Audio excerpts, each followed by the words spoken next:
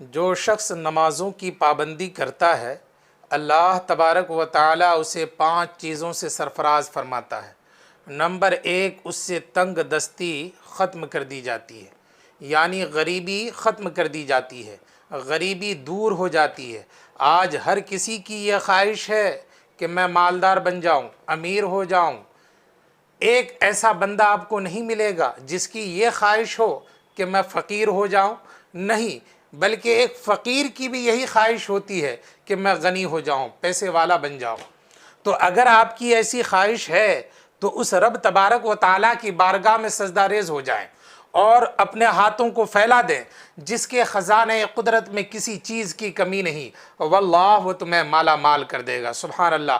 اور نمبر 2، عذاب قبر اسے نہیں ہوگا، سبحان اللہ۔ قبر آخرت کی منزلوں میں سے سب سے پہلی منزل ہے۔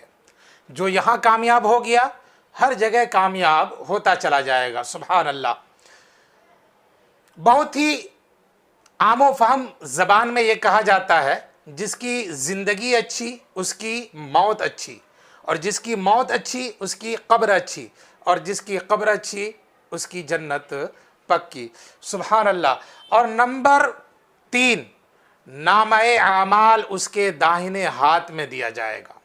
حشر کے میدان میں جس کے داہنے ہاتھ میں نامہ اعمال دیا جائے گویا کہ وہ کامیاب ہو گیا، سبحان اللہ۔ اور نمبر 4، پل صراط پر وہ بجلی کی طرح گزر جائے گا، سبحان اللہ۔ وہ پل صراط جو بال سے بھی باریک اور تلوار کے دھار سے بھی تیز ہوگی، لیکن نمازی بجلی کی طرح گزر جائے گا، سبحان اللہ۔ اور آپ کو تو معلوم ہی ہے کہ بجلی کس طرح تیز ہوتی ہے، یہاں بٹن دبایا، اس کا کنکشن کتنی ہی دوری پر کیوں نہ ہو فوراً پہنچ جاتی ہے، سبحان اللہ۔ اور نمبر 5، بلا حساب و کتاب جنت میں داخلہ، سبحان اللہ۔ یہ تو نماز کی پابندی کرنے والوں کے انعام ہیں۔ جو شخص نمازوں میں سستی کرتا ہے اللہ تبارک و تعالیٰ اسے 15 مصائب یعنی 15 مصیبتوں میں مبتلا کر دیتا ہے، جن میں سے 5 دنیا میں، 3 موت کے وقت، 3 قبر میں، اور 3 قبر سے نکلتے وقت۔ دنیاوی مصائب یہ ہیں کہ اس کی عمر سے برکت چھین لی جاتی ہے، یعنی وہ کب پیدا ہوا، کب جوان ہوا، کب بوڑھا ہوا، کب مر گیا، اسے خود کو پتہ نہیں چلتا۔ اور نمبر 2، اس کے چہرے سے صالحین یعنی سچوں کی نشانی مٹ جاتی ہے۔ ہم اور آپ جو نماز پڑھتے ہیں تو اللہ تبارک و تعالی ہمارے چہرے پر صالحین یعنی سچوں کی نشانی عطا فرماتا ہے، چہرے پر نور عطا فرماتا ہے، چہرہ منور عطا فرماتا ہے، سبحان اللہ۔ لیکن بے نمازی کے چہرے سے سچوں کی نشانی مٹ جاتی ہے۔ اور نمبر 3، اس کے کسی بھی عمل کا اللہ تعالیٰ اجر نہیں عطا فرماتا۔ بے نمازی غریبوں کی امداد کر رہا ہے، بیواؤں کی مدد کرتا ہے، لیکن بے نمازی کے بارے میں آتا ہے کہ اس کے کسی بھی عمل کا اللہ تعالیٰ اجر نہیں عطا فرماتا ہے۔ اور نمبر 4، اس کی دعا آسمان کو بلند نہیں ہوتی۔ ہم اور آپ جو دعائیں کرتے ہیں نا وہ آسمان کو چڑھتی ہے، اور جو دعا آسمان کو چڑھتی ہے وہی دعا قبول ہوتی ہے، سبحان اللہ۔ بے نمازی کی دعا آسمان پر چڑھتی ہی نہیں تو اس کی دعا قبول کہاں سے ہوگی۔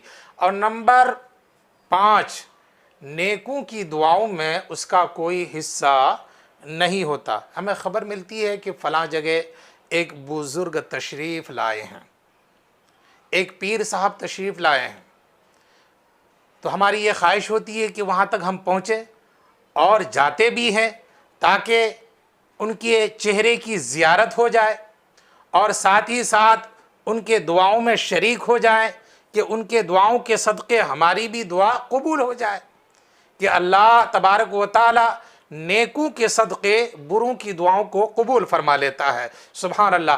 لیکن بے نمازی کے بارے میں آیا ہے کہ نیکوں کی دعاؤں میں اس کا کوئی حصہ نہیں ہوتا، اور موت کے وقت جو مصیبتیں اسے درپیش ہوں گے وہ یہ ہے کہ وہ ذلیل ہو کر مرے گا۔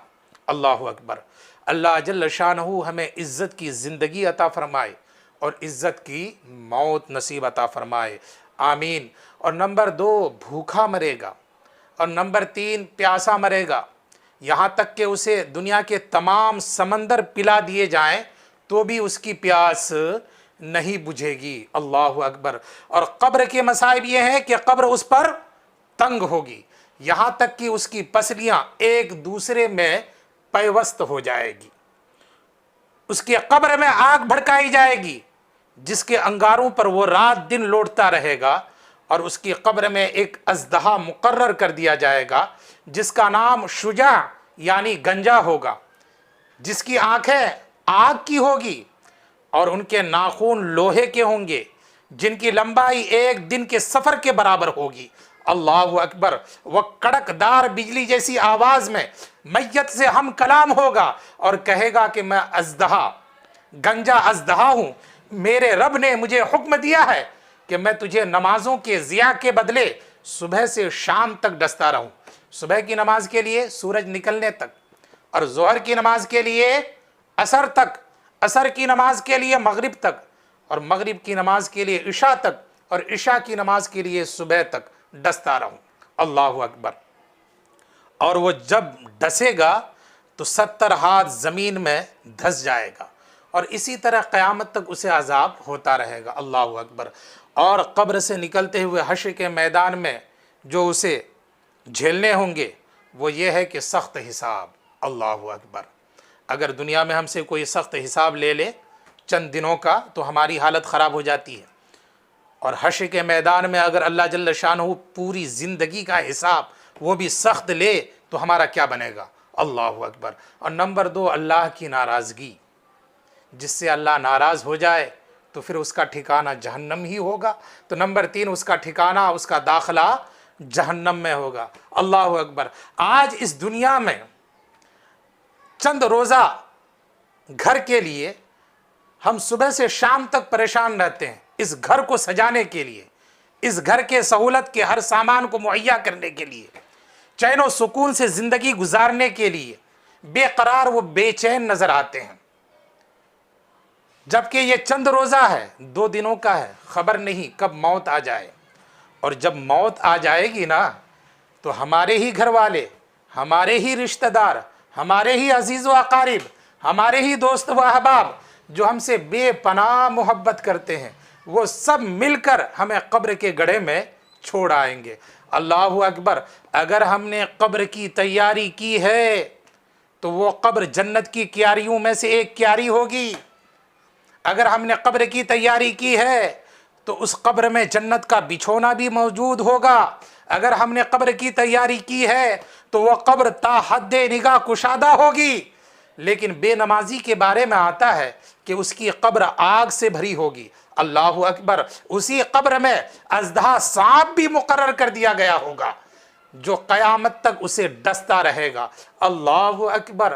آج سانپ کا نام سنتے ہی ہمارے جسم کے رونگٹے کھڑے ہو جاتے ہیں، اور اگر ہم نے دیکھ لیا تو حالت ہی خراب ہو جاتی ہے، اور وہ سانپ قیامت تک ڈستا رہے گا، اللہ اللہ۔ آج اس دنیا میں ایک باریک سے مچھڑ کے کاٹنے کو ہم برداشت نہیں کر سکتے، اس کے لیے کیا کیا جتن نہیں کرتے ہیں، اللہ اللہ۔ اگربتی جلاتے ہیں تاکہ مچھڑ مر جائے، دھواں کرتے ہیں کہ مچھڑ بھاگ جائے، مچھڑ دانی لگاتے ہیں تاکہ چین و سکون کی نیند آئے۔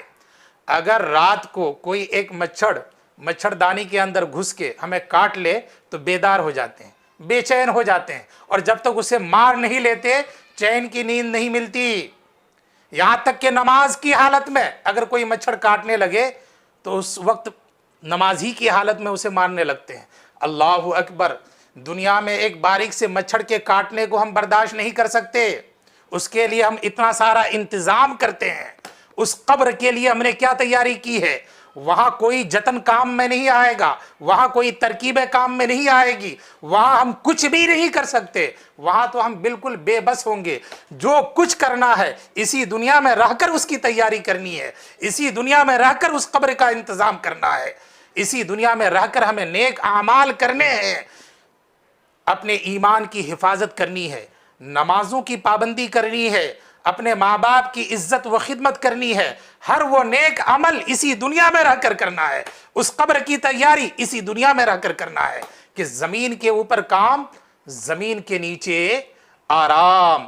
یعنی اس دنیا میں رہ کر ہم نیک اعمال کریں گے، نمازوں کی پابندی کریں گے، اپنے ایمان کی حفاظت کریں گے، تو قبر کے نیچے یعنی زمین کے نیچے یعنی قبر میں جانے کے بعد آرام ہی آرام ملے گا. زمین کے اوپر کام، زمین کے نیچے آرام.